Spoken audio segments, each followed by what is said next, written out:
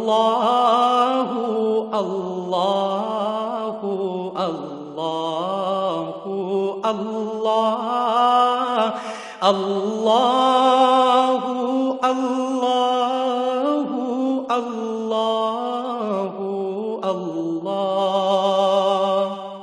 الحمدللہ رب العالمین، والصلاة والسلام علی حبیبہ محمد وآلہ وصحبہ اجمعین۔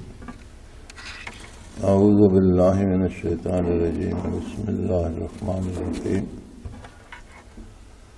عن ثوبان مولا رسول اللہ صلی اللہ علیہ وسلم قال قال رسول اللہ صلی اللہ علیہ وسلم اصابتان من امتی احرزهم اللہ من النار، اصابتن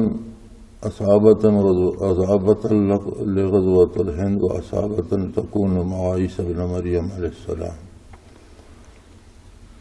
عن ابی ہریرہ رضی اللہ تعالی عنہ قال وعدنا رسول اللہ صلی اللہ علیہ وسلم غزوۃ الہند فإن أدركتها أنفق فيها نفسي ومالي، فإن أقتل كنت من أفضل الشهداء، فإن أرجع فأنا أبو هريرة المحرر رضی اللہ تعالیٰ عنہ۔ نسائی شریف صفحہ 63 جلد 2 کتاب الجہاد باب غزوۃ الہند۔ نسائی شریف میں کتاب الجہاد میں غزوۃ الہند کا باب امام نسائی رحمۃ اللہ علیہ نے پورا باب باندھا ہے۔ اس سے میں نے یہ 2 احادیث مبارکہ نقل کی ہیں۔ ایک حضرت ثوبان رضی اللہ تعالی عنہ سے ہے جو حضور کے آزاد کردہ غلام تھے نبی کریم صلی اللہ علیہ وسلم کے۔ وہ فرماتے ہیں نبی کریم صلی اللہ تعالی علیہ وسلم نے فرمایا کہ میری امت کی 2 جماعتیں ایسی ہوں گی جنہیں اللہ کریم آگ سے اور دوزخ سے قطعی محفوظ رکھے گا۔ ایک روایت میں ہے کہ بلا حساب جنت داخل ہوں گی۔ وہ 2 جماعتیں کون سی ہوں گی؟ فرمایا ایک وہ ہوگی جو غزوۃ الہند میں شرکت کرے گی اور جہاد میں حصہ لے گی، اور دوسری وہ ہوگی جو عیسیٰ علیہ السلام کے بعد ان کی رفاقت میں، ان کے نزول کے بعد ان کی رفاقت میں جہاد میں حصہ لے گی۔ ابو ہریرہ رضی اللہ تعالی عنہ فرماتے ہیں کہ حضور اکرم صلی اللہ علیہ وسلم نے وعدنا رسول اللہ صلی اللہ علیہ وسلم، ہم سے غزوۃ الہند کا وعدہ فرمایا کہ یہ یقیناً ہوگا۔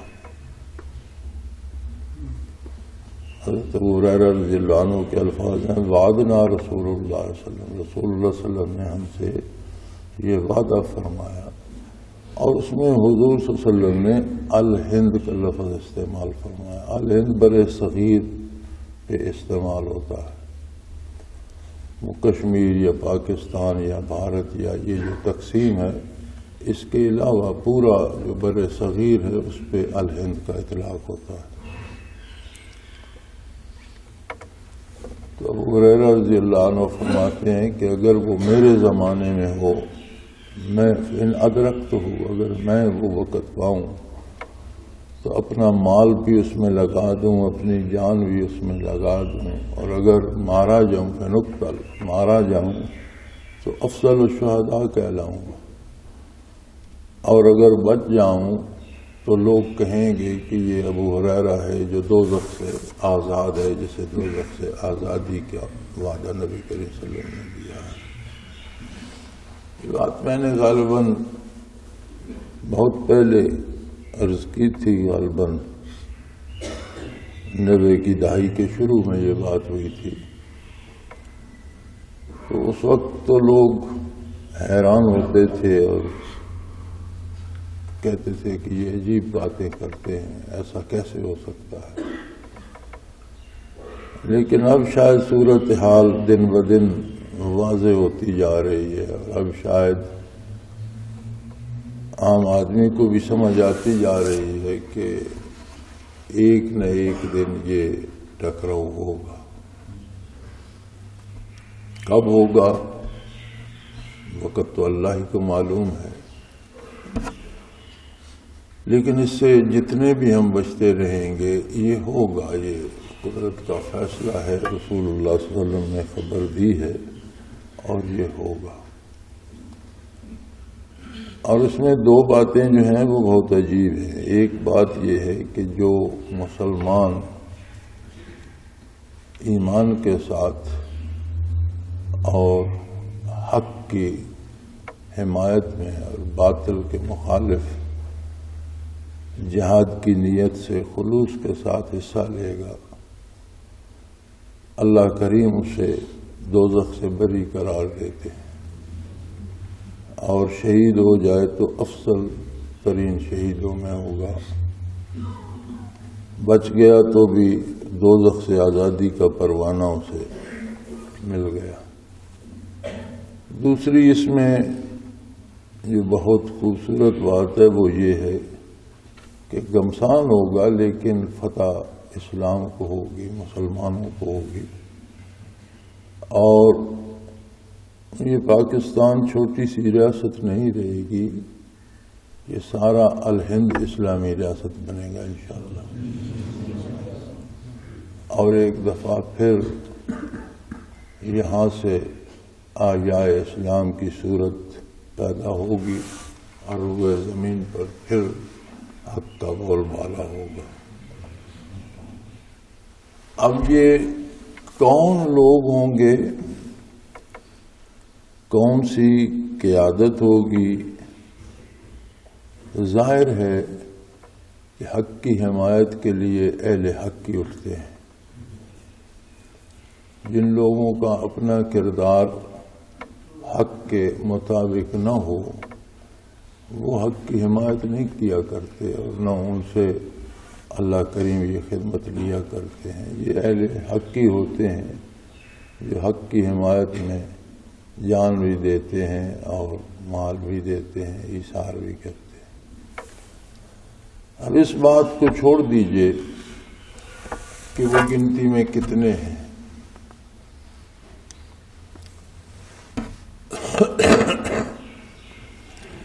افرادی گنتی، افرادی قوت ہماری نگاہوں میں تو شاید بہت زیادہ اہمیت رکھتی ہے، لیکن اللہ کریم کے نزدیک اس کی اہمیت نہیں ہے۔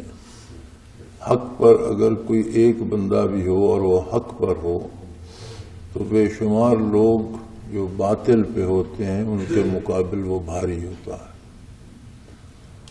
خود نبی کریم صلی اللہ علیہ وسلم کے ساتھ کون سی افرادی قوت تھی، کون سی مالی قوت تھی، کون سے اسلحے کے ذخائر تھے؟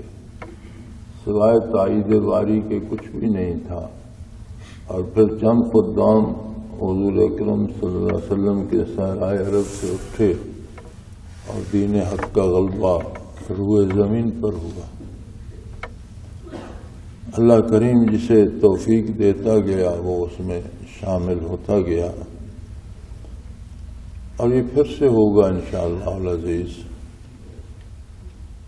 دیکھتا رہتا ہوں، میں نے بہت سے کالموں میں، بہت سے علماء کی تحریروں میں، اخبارات میں دیکھا بڑی جلدی ہے، بلکہ بعض علماء نے تو کہا امام مہدی پیدا ہو چکے ہیں، ظہور مہدی ہو رہا ہے۔ کچھ لوگوں کو انتظار ہے کہ ظہور مہدی ہوگا، امام مہدی آئیں گے تو حالات درست ہوں گے۔ ابھی یہ وقت نہیں آیا، ابھی ایک بار کا جو تجدید ہے یہ غزوۃ الہند سے ہوگی انشاءاللہ العزیز۔ ابھی اللہ کے ایسے بندے باقی ہیں روئے زمین پہ جو اسلامی انقلاب کا سبب بنیں گے۔ دنیاوی اور معروضی حالات میں دیکھیں تو اس وقت روئے زمین پر امریکہ کا غلغلہ ہے اور دنیا کے ممالک بھی، حکومتیں بھی اور لوگ بھی امریکہ کی طاقت سے پریشان ہیں، اور ایک عجیب سا لفظ ایجاد کر لیا ہے انہوں نے کہ جی امریکہ واحد سپر پاور ہے۔ یہ اس دور کی ایجاد ہے یہ لفظ، ورنہ زمین پہ ایسے لوگ بھی رہے جنہوں نے خدائی دعوے کیے اور ان کے پاس بڑی فوج، بڑی طاقت، بڑی سلطنتیں تھیں، انہیں سپر پاور کسی نے نہیں کہا۔ اور اللہ ایسا بے نیاز ہے کہ فرعون جیسی طاقت کو توڑنے کے لیے اس نے موسیٰ علیہ السلام کو کوئی لشکر نہیں دیا، فرمایا آپ جائیں اس سے بات کریں، اور رحمت الہی اتنی وسیع ہے کہ اگر وہ بھی توبہ کر لے تو میں اسے قبول کر لوں، لیکن اگر توبہ نہیں کرے گا تو کسی لشکر، کسی فوج کی ضرورت نہیں ہے، اللہ اس سے نبٹ لے گا۔ اور پھر بڑی مدتوں موسیٰ علیہ السلام سے مقابلہ رہا، جادوگر بلائے گئے، یہ ہوا وہ ہوا، لیکن نتیجتاً ایک جھٹکے میں فرعون، اس کی فوج، اس کے لو لشکر، اس کی ساری طاقت غرق ہو گئی، اور اس کے محلات اور اس کے باغات اور اس کے شہر اور اس کی سلطنت اور اس کی حکومت اور اس کے خزانے بنی اسرائیل کے لیے خالی ہو گئے۔ تو اس کی بارگاہ میں وہ قادر مطلق ہے، اور سپر پاور صرف اللہ ہے۔ انسان سارے انسان ہی ہیں، اور وسائل کسی کے پاس کتنے بھی ہوں، دنیا عالم اسباب ہے اور اس میں وسائل ہونے چاہیے، لیکن وسائل میں نتائج اللہ کریم خود پیدا فرماتا ہے۔ باطل کی حمایت میں اگر زیادہ وسائل بھی جمع ہو جائیں، اہل حق کے پاس تھوڑے ہوں تو تھوڑے زیادہ مؤثر ہوتے ہیں اور وہ زیادہ کم اثر کرتے ہیں۔ کہنے کو تو بھارت بھی بہت بڑا ملک ہے، بہت بڑی طاقت ہے، بہت بڑی فوج ہے، بہت ساری ایجنسیز ہیں، انہوں نے پاکستان کو بھی مصیبت میں ڈالا ہوا ہے، روز کہیں نہ کہیں دھماکے ہوتے ہیں، فساد ہوتے ہیں، افغانستان میں بے شمار مداخلت ہے ہندوستان کی، لیکن 8-10 لڑکے اگر بمبئی میں داخل ہو گئے تو 4 دن ساری ایجنسیاں زور لگاتی رہی ہیں، فوج بھی، پولیس بھی، خفیہ ایجنسیاں بھی، انٹیلیجنس بھی، تو 4 دن 10 لڑکوں نے انہیں انگیج رکھا ہے، تو کیا طاقت کا فائدہ ہوا؟ سینکڑوں لوگ مارے گئے، سینکڑوں لوگ زخمی ہوئے، اور پھر اگر وہ اتنا 4 دن کا اسلحہ، امونیشن، راشن، یہ سارا کچھ وہ اندر انہوں نے جمع کر لیا، اور ایجنسیوں کو کانوں کان خبر نہ ہوئی، کیا کر رہی ہیں ایجنسی؟ آخر اگر وہ 4 دن رات دن فائرنگ کرتے رہے ہیں تو ایک ایک گن کے ساتھ کتنا امونیشن چاہیے کہ وہ 4 دن شب و روز چلتی رہے؟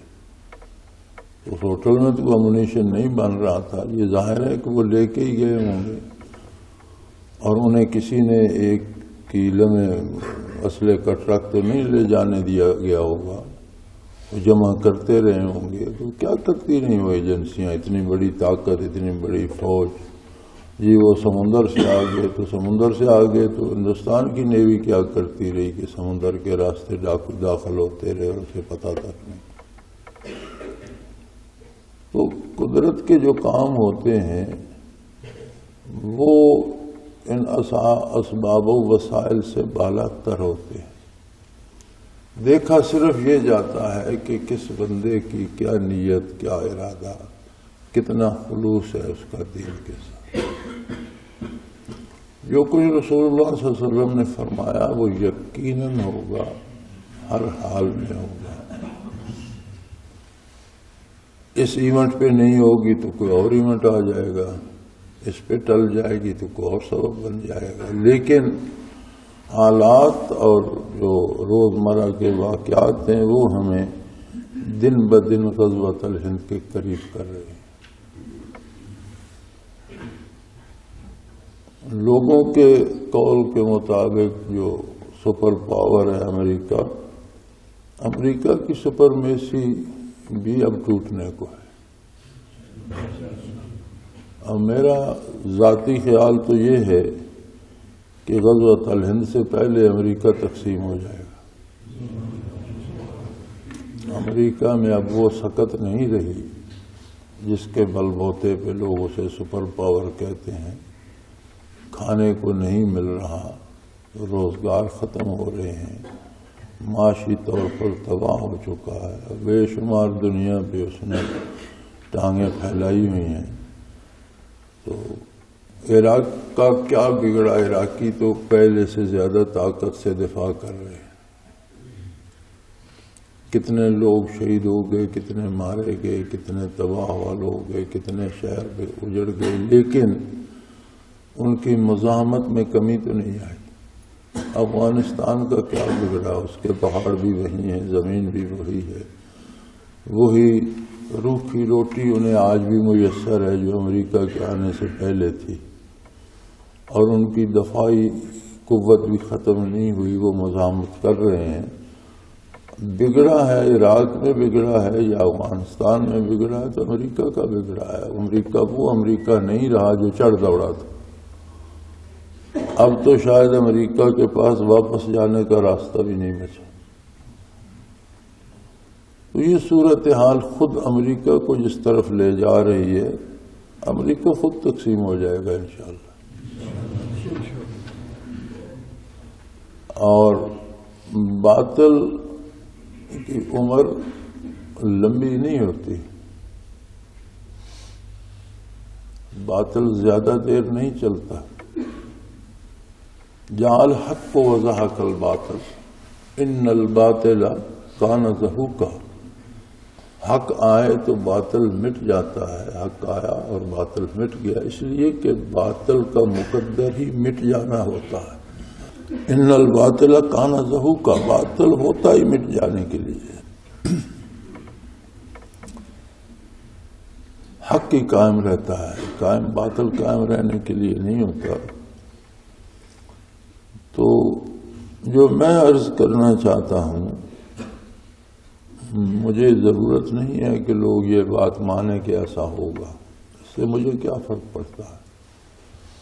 جو ہونا ہے وہ ہوگا، کوئی مانے تو بھی ہوگا، کوئی نہ مانے تو بھی ہوگا۔ میرے عرض کرنے کا مطلب یہ ہے کہ یہ جو وقت اب گزر رہا ہے، چل رہا ہے اور آ رہا ہے، اس میں ہمیں تلاش کرنا چاہیے اپنے آپ کو کہ میں کہاں ہوں، میرا کردار کیسا ہے، میرے نظریات، میرے عقائد کیسے ہیں، میرے اعمال کیسے ہیں۔ کیا میں ان لوگوں میں ہوں جنہیں اللہ کریم اپنے مجاہدین میں قبول فرمائے گا، یا خدا نخواستہ ایسا تو نہیں کہ مجھے باطل والوں میں شمار کیا جائے اور میں ان کے ساتھ گھاٹے میں اور خسران میں اور ذلت اور رسوائی کا شکار ہو جاؤں۔ ہمیں ہر فرد کو، ہر مسلمان کو یہ سوچنا چاہیے اس لمحے کہ میں کہاں کھڑا ہوں۔ اگر اپنے آپ میں کوئی کمی یا خامی نظر آئے تو اللہ کریم سے رجوع کریں، توبہ کریں، اور اللہ کریم سے دعا کریں کہ ہمیں ان لوگوں میں شامل رکھے جو دین کی حمایت کے لیے کام آئیں۔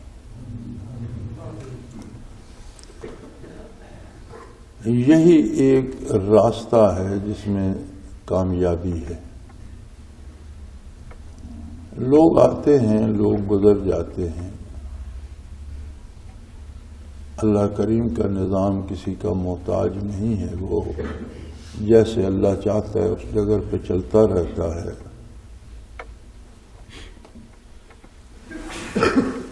دنیا میں آمد و رفت کا سلسلہ جاری ہے، جاری رہتا ہے۔ اور ہر وجود کے اندر ایک عالم، ایک جہان قائم ہے. کھربوں سیل ایک وجود کا حصہ ہوتے ہیں، ان میں سے لاکھوں روزانہ مرتے ہیں، لاکھوں نئے پیدا ہوتے ہیں. پورا جہان آباد ہے ہر وجود کے اندر. موت و حیات کا ایک تسلسل ہے جو ہر وجود کے اندر ہے. اسی طرح ماحول میں اپنے ارد گرد دیکھیں، ہزاروں لاکھوں درخت گرتے ہیں، نئے پیدا ہوتے ہیں، ہزاروں فصلیں اجڑتی ہیں، نئی پیدا ہوتی ہیں. گھاس سبزہ چارہ کتنے دن کے روز ختم ہوتے ہیں، کتنے نئے پیدا ہوتے ہیں. جانور پرندے، ساری مخلوق میں ایک عمل جاری ہے، تخلیق کا بھی اور اس کے خاتمے اور موت کا بھی. اللہ کریم کسی فرد کا محتاج نہیں ہے، مخلوق اس کی محتاج ہے. لیکن ایک بات یقینی ہے، ایک حدیث میں ارشاد فرمایا حضور اکرم صلی اللہ علیہ وسلم نے کہ اگر زندگی بھر کسی کو یہ خیال نہیں گزرا کہ مجھے بھی اللہ جہاد کا موقع نصیب کرتا اور مجھے بھی شہادت نصیب ہوتی، کسی شخص نے اگر زندگی بھر یہ تمنا بھی نہیں کی تو حدیث شریف کے الفاظ بڑے سخت ہیں. آپ نے فرمایا قد ماتا موتۃ الجاہلیہ، ایسا بندہ عہد جہالت کی موت مرا، یعنی میری بعثت سے پہلے جو عہد تھا اس طرح کے لوگوں کی موت مرا. تقاضا ایمان یہ ہے کہ بندے کی آرزو تو ہو کہ اللہ مجھے بھی شہادت سے سرفراز کرے. اب ایک ایسا وقت آ گیا، میں نہیں جانتا کہ جب غزوۃ الہند ہوگا تو ہم ہوں گے نہیں ہوں گے. آج ہوگا، 10 سال بعد ہوگا، 50 سال بعد ہوگا، ہم میں سے کوئی ہوگا یا نہیں ہوگا. لیکن ایک بات جانتا ہوں کہ جو آج بھی خلوص نیت سے یہ ارادہ کر لے کہ ابھی ہو، میں ابھی تیار ہوں، یا اللہ کرے میرے سامنے میں بھی اس میں شرکت کروں، تو وہ دنیا سے چلا بھی گیا تو اللہ کی رحمت اتنی وسیع ہے کہ وہ اللہ اسے ان مجاہدین میں ضرور شمار فرمائے، محروم نہیں کرے گا. اور جس کسی نے پرواہ نہ کی وہ اس کی اپنی بد نصیبی ہے. اب اگر ہمیں اللہ یہ توفیق دے کہ ہم یہ سوچیں کہ ہم غلبہ حق کے لیے کام آئے، ہمارا مال، ہماری جان، ہمارا وجود، ہمارا سب کچھ لگ جائے اور روئے زمین پر حق کا غلبہ ہو، انصاف کا بول بالا ہو، عدل ہو، اللہ کی مخلوق پر اللہ کا احسان ہو اور وہ مخلوق کے ظلم سے نجات پائے، تو اس کے لیے ہمیں اپنی اصلاح کی فکر پہلے کرنا ہو. یہ صرف سوچ یا ایک ارادہ نہیں ہے، بلکہ اس کا تقاضا عمل کا ہے کہ ہم اپنے آپ کو اپنی پوری کوشش سے شریعت مطہرہ کا پابند کریں، حلال رزق کھائیں، حرام سے بچیں، سچ بات کہیں، جھوٹ سے اجتناب کریں، عبادات کے وقت عبادات میں مصروف ہوں، قرآن حکیم کی تلاوت کریں، درود شریف پڑھا کریں، اللہ کو یاد کریں، اللہ کا ذکر کریں، اللہ سے دعا کریں اپنی کوتاہیوں کی مغفرت کی اور درگزر کی اور استقامت کی اور دین پر قائم رہنے کی اور حق کو قائم کرنے کی توفیق اللہ سے طلب کریں. تو ضرورت ہماری یہ ہے کہ ہم اپنے آپ کو تلاش کریں، ڈھونڈیں کہ اس سارے ہنگامے میں کہاں کھڑا ہوں. بنیاد ہوتی ہے عقیدہ. عقیدہ خالص ہونا چاہیے، وہ عقیدہ جو محمد الرسول اللہ صلی اللہ علیہ وسلم نے تعلیم فرمائی، اس میں کوئی آمیزش نہیں ہونی چاہیے. اللہ واحد ہے، لا شریک ہے، اس کی ذات میں، اس کی صفات میں کسی کی کوئی شراکت نہیں. وہ واحد ہے، خالق بھی وہی ہے، مالک بھی وہی ہے، کارساز بھی وہی ہے، زندگی بھی وہی دیتا ہے، موت بھی اسی کے فیصلے سے آتی ہے، صحت بھی وہی دیتا ہے، بیماریاں بھی اسی کی طرف سے آتی ہیں، فراخی بھی وہی دیتا ہے، تنگی و ترشی بھی اسی کی طرف سے آتی ہے. اس سارے نظام کا وہ اکیلا خالق بھی ہے، اکیلا مالک بھی ہے، اکیلا حاکم بھی ہے. اس کی حکومت میں کسی کی کوئی شراکت نہیں. اور اس کے بعد اس کا رسول صلی اللہ علیہ وآلہ وسلم سچا رسول ہے، تمام نبیوں اور رسولوں کا بھی رسول ہے، اور اللہ کے بعد مخلوق میں افضل ترین ہستی ہے محمد الرسول اللہ صلی اللہ علیہ وسلم. یہ جہالت ہے کہ کوئی اس موضوع پہ لوگوں نے کتابیں لکھ ماری، لوگوں نے مناظرے کیے، لوگوں نے مقابلے کیے، اور ابھی تک کیے جا رہے ہیں. عجیب بات یہ ہے کہ مقابلہ یہ ہوتا ہے کہ ایک فریق کہتا ہے نبی کریم صلی اللہ علیہ وسلم میں یہ کمال تھا، ایک کہتا ہے یہ نہیں تھا، اور کوئی یہ نہیں سوچتا کہ تولہ اپنے سے کم کو جاتا ہے، اپنے سے زیادہ کو نہیں. 5 سیر کا باٹ 20 سیر کو نہیں تول سکتا، وہ 5 یا 5 سے کم کو تولے گا. اپنے سے نیچے بحث کی جاتی ہے، اپنے سے اوپر بحث کرنا ہی جہالت ہوتی ہے. اور خود نبی کریم صلی اللہ علیہ وسلم کی ذات والا صفات کو موضوع بحث بنانا بارگاہ رسالت میں گستاخی ہے. سادہ سی بات ہے کہ ساری مخلوق میں سب سے افضل ترین ذات ہے محمد الرسول اللہ صلی اللہ علیہ وسلم. اللہ کا کوئی ثانی و شریک نہیں، اور مخلوق میں محمد الرسول اللہ کا کوئی مثیل نہیں. سادہ سی بات. یہ پیمانے رکھنا کہ یہ کمال حضور میں ہے، یہ نہیں ہے، یہ تو خود بجائے خود گستاخی ہے. سادہ سا ایمان رکھو اور یہ یقین رکھو کہ ہر وہ بات، ہر وہ کام حق ہے جو حضور سے ثابت ہے، جو حضور کے ارشاد کے مطابق ہے، جو آپ کی سنت کے مطابق. ہر وہ بات، ہر وہ کام باطل ہے جو حضور کو پسند نہیں. معیار حق کو باطل اللہ کے رسول صلی اللہ علیہ وسلم کی ذات ہے. اس کے بعد کسی کو حق نہیں ہے کہ وہ کسی چیز کو حق کہے یا باطل کہے. یہ کھرا سا سادہ سا عقیدہ ہے اسلام. فروعات میں، تشریحات میں اختلاف رائے ہوتا ہے، وہ اختلاف نہیں ہوتا. کسی ارشاد نبوی کے 2-3 پہلو ہیں تو کسی نے ایک پہلو پہ عمل کر لیا، کسی نے دوسرے پہ کر لیا، کسی نے تیسرے پہ کر لیا، تو سارے عمل تو حضور کے ارشاد پہ کر رہے ہیں. وہ باتیں جھگڑے کی نہیں ہوتی جو مسلمانوں نے آپس میں بنا لی ہیں. اب ان باتوں سے نکلنے کا وقت ہے. کیا آپ نے کہیں کبھی سنا یا پڑھا کہ صحابہ کرام میں ذات نبی کریم صلی اللہ علیہ وسلم کے بارے کبھی کوئی مباحثہ یا مناظرہ ہوا ہو؟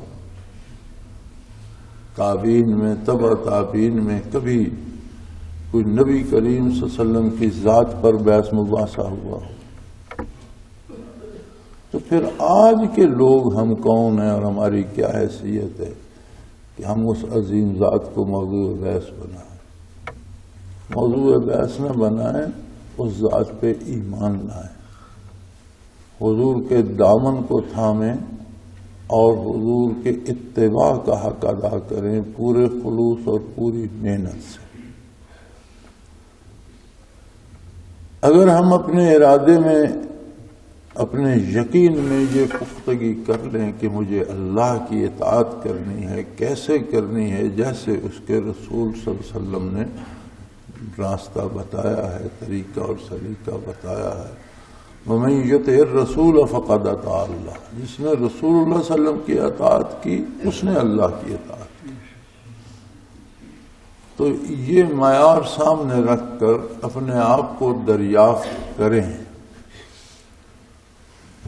اور جو بھی آپ میں سے کوئی بھی اسے یہ سعادت نصیب ہو کہ وہ غزوۃ الہند میں شریک ہو، تو اپنی دعاؤں میں سب کو شامل رکھیں۔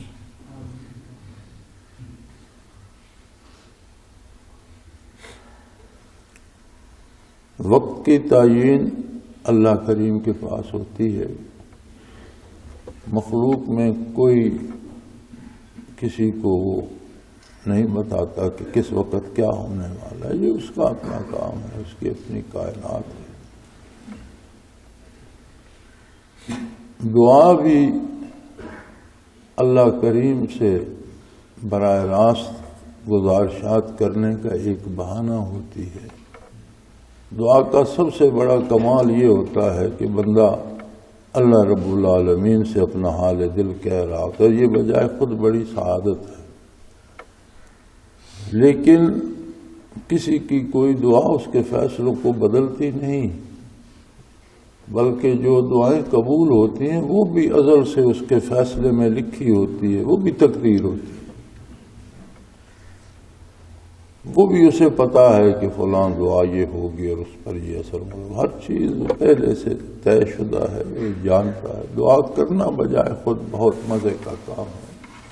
دعا کرے، کیا کرے اللہ سے، جتنی زیادہ دعا کرے اتنا زیادہ اللہ کا قرب نصیب ہوتا ہے، لمحات قرب نصیب ہوتے ہیں اور حضوری نصیب ہوتی ہے دعا میں۔ سب سے بڑی بات یہ ہے کہ دعا حضوری کی کیفیت عطا کرتی ہے۔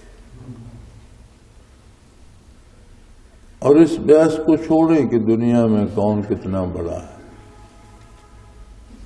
اپنے آپ کو تلاش کریں اس بات پر کہ جو سب سے بڑا ہے آپ اس کے لشکر میں رہیں، اس کی اطاعت گزاروں میں رہیں، اس کی فوج میں رہیں، حزب اللہ میں خود کو شامل رکھیں۔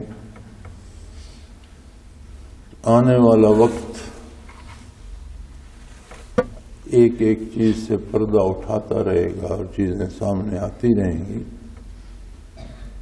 اور اب تو شاید کوئی بالکل ہی خود کو اندھا کر لے تو وہ الگ بات ہے۔ حالات و واقعات اور روزمرہ کے جو حادثات ہیں وہ بتا رہے ہیں کہ جہاں دھوئیں اٹھتے رہتے ہیں وہاں کبھی بھاپڑ بھی مچتا ہے۔ روئے زمین پر اب کوئی جگہ محفوظ نہیں ہے، ہر جگہ کوئی نہ کوئی چنگاری دہک رہی ہے۔ یہ آخر کسی نہ کسی جگہ ایک بھاپڑ بھی تو مچے گا، اور بین الاقوامی طور پر کافر طاقتوں کی یہ کوشش ہے کہ اگر اس طرح کی کوئی صورتحال ہو تو پاکستان کو میدان جنگ ہونا چاہیے، یعنی ہم اپنی جنگیں وہاں لڑیں۔ اور وہ یہ بھول رہے ہیں کہ نبی کریم صلی اللہ علیہ وسلم نے آج سے 14 صدیاں پہلے یہ بتا دیا تھا کہ صرف پاکستان نہیں، یہ برے صغیر میدان کارزار ہوگا۔ اس جہاد کا نام غزوۃ الہند ہوگا۔ یہ بھی بڑی عجیب بات ہے۔ ایک دفعہ لاہور میں کسی صحافی دوست نے ایک کانفرنس میں یا ایک کوئی ہو رہی تھی اس طرح کی میٹنگ، تو اس نے سوال کیا تھا کہ عہد رسالت پناہی میں جو جہاد ہوئے ان میں جن جہادوں میں حضور نبی کریم صلی اللہ علیہ وسلم خود امیر تھے اور آپ نے بنفس نفیس شرکت فرمائی اور اس کی کمان کی، اسے غزوہ کہا جاتا ہے۔ اور جو جہاد عہد نبوی میں ہوئے لیکن حضور صلی اللہ علیہ وسلم بنفس نفیس تشریف نہیں لے گئے، کسی صحابی کو امیر بنا کر بھیجا، حالانکہ کمان اس کی بھی حضور کے ہاتھ میں تھی، مرکز میں تو حضور صلی اللہ علیہ وسلم ہی رونق جلوہ افروز تھے، اس جہاد کو سریہ کہا جاتا ہے۔ چنانچہ جو تاریخ ہے وہ غزوات و سرایا کی ہے، غزوات غزوہ کی جمع ہے، سرایا سریہ کی جمع ہے۔ تو غزوات و سرایا سارے وہ جہاد ہیں جو عہد نبوی میں ہوئے، 10 سالہ حیات مدنی میں 80 سے زائد ہیں، 84 ہیں، 82 ہیں، یا اتنے غزوات و سرایا ہیں۔ تو جب حضور اس عالم آب و گل میں جلوہ افروز تھے تو جس جہاد میں تشریف نہیں لے گئے اسے تو سریہ کہا گیا، اور اب حضور دنیا سے پردہ فرما چکے، صدیاں بیت گئیں، اس کے بعد الہند میں جہاد ہوتا ہے، حق و باطل کا ٹکراؤ ہوتا ہے، تو اسے غزوۃ الہند کہا گیا، اسے سریہ کیوں نہیں کہا گیا، یا محض جہاد کیوں نہیں کہا گیا؟ تو غالباً جہاں تک مجھے یاد ہے، جناب ڈاکٹر اسرار احمد صاحب بھی تشریف فرما تھے، انہوں نے فرمایا چونکہ رواجن بھی جہاد کو غزوہ کہہ دیا جاتا تھا تو شاید اس لیے حضور نے اسے غزوہ کہہ دیا۔ میں نے کہا جی نہیں، میں نے عرض کیا تھا کہ نبی علیہ الصلوۃ والسلام جو فرماتے ہیں وہ رواج کی پیروی نہیں ہوتا، وہ دین ہوتا ہے، اور حضور صلی اللہ علیہ وسلم نے اگر اسے غزوہ کہا ہے تو یہ غزوہ ہی ہوا ہے۔ مراد اس سے یہ ہے کہ حضور کو اس عالم فانی سے پردہ فرما چکے، لیکن اس جہاد میں حضور کی توجہ اس طرح نصیب ہوگی مجاہدین کو جس طرح ان غزوات میں ہوتی تھی جن میں حضور بنفس نفیس شریک ہوتے تھے۔ اس لیے حضور صلی اللہ علیہ وسلم نے اپنی زبان حق ترجمان سے اسے غزوہ کہا ہے، کسی نے نقل کرنے والے نے یا ماء و شماء نے نہیں کہا، کسی راوی نے نہیں کہا، خود حضور صلی اللہ علیہ وسلم نے غزوہ کہا ہے۔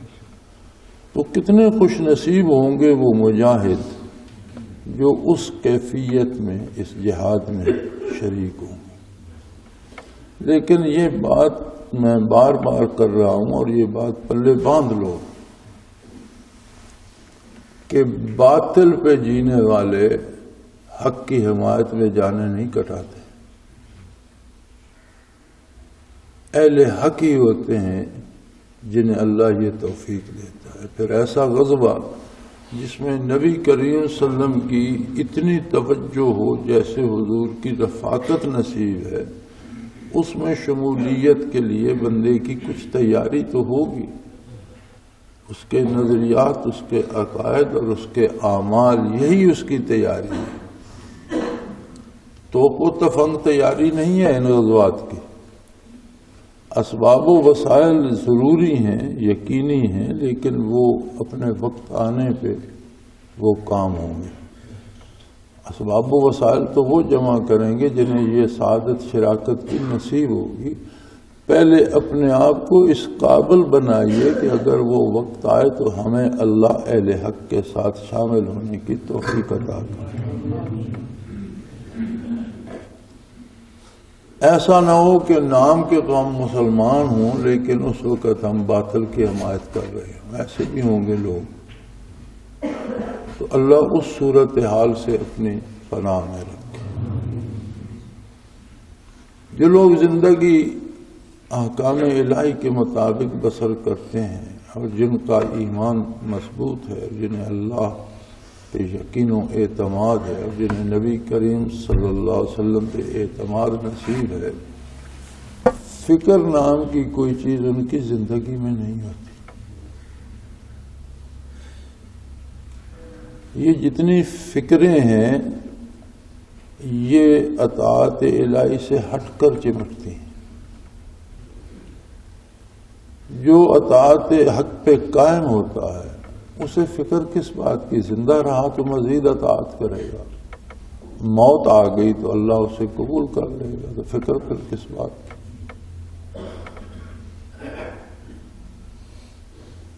تو یہ ضروری نہیں کہ ہم اس میں شریک ہوں گے، اللہ کرے ہمارے سامنے ہو اور اللہ ہمیں اس سے بہرحبر کرے، یہ تو ہماری آرزو ہے، لیکن یہ یقین ہونا چاہیے بندے کو کہ میں اگر پہلے بھی گزر گیا تو میرا جذبہ وہ ہے کہ اللہ مجھے انہی مجاہدین کے ساتھ میدان حشر میں کھڑا کرے گا۔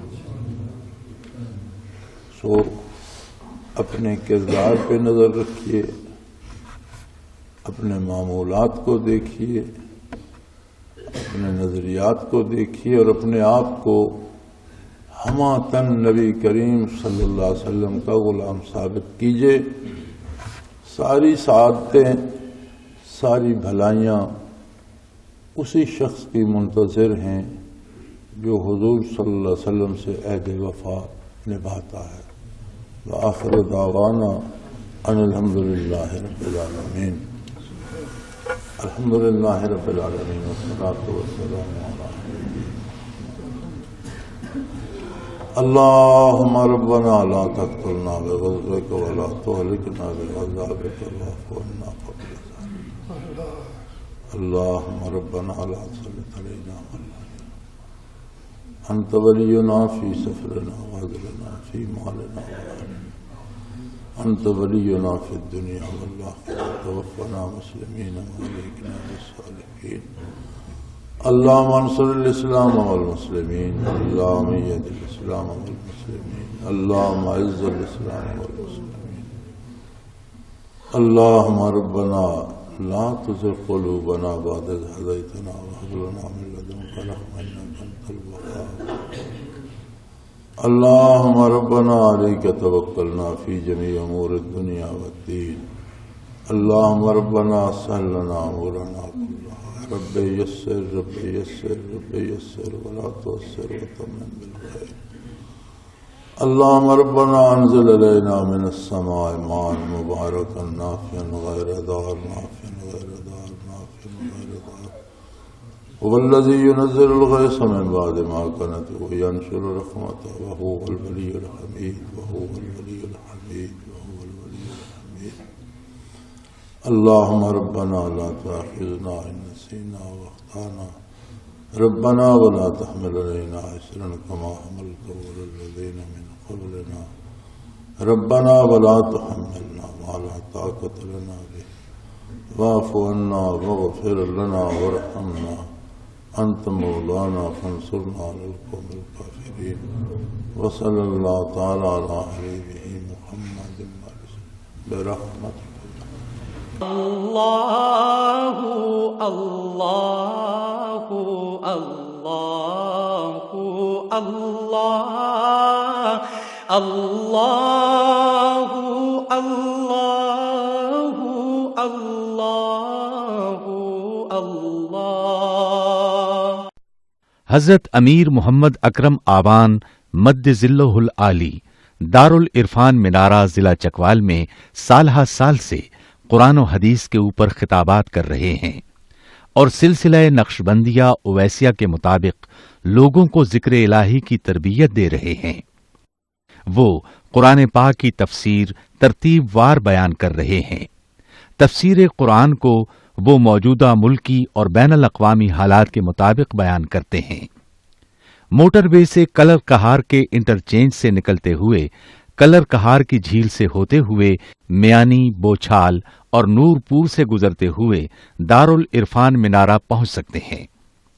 حضرت امیر محمد اکرم آوان نے بچیوں اور بچوں کی دینی اور دنیاوی تعلیم کے لیے سقارہ اکیڈمی کے نام سے ایک درسگاہ بھی قائم کی ہے، جس کا افتتاح ملک پاکستان کے صدر جنرل محمد ضیاء الحق نے اپنے دست مبارک سے کیا تھا۔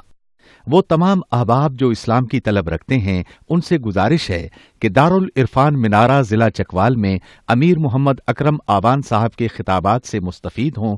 وہ ہر جمعے کو نماز سے پہلے بیان فرماتے ہیں۔ ہر ماہ کی پہلی اتوار کو ماہانہ اجتماع ہوتا ہے جس میں آپ خصوصی خطاب فرماتے ہیں اور پاکستان کے چاروں صوبوں سے احباب اس اجتماع میں شرکت کرتے ہیں۔ اس کے علاوہ یہاں سال میں 2 مرکزی اجتماعات بھی ہوتے ہیں، ایک رمضان المبارک میں اعتکاف کا اجتماع اور دوسرا جولائی اور اگست میں 40 دن کا اجتماع ہوتا ہے جس میں روحانی تربیت کی جاتی ہے۔ اپنا خون سیماب دے کر اتنا ہم کر جائیں گے، نام آقا کا چمن میں پھر رقم کر جائیں گے۔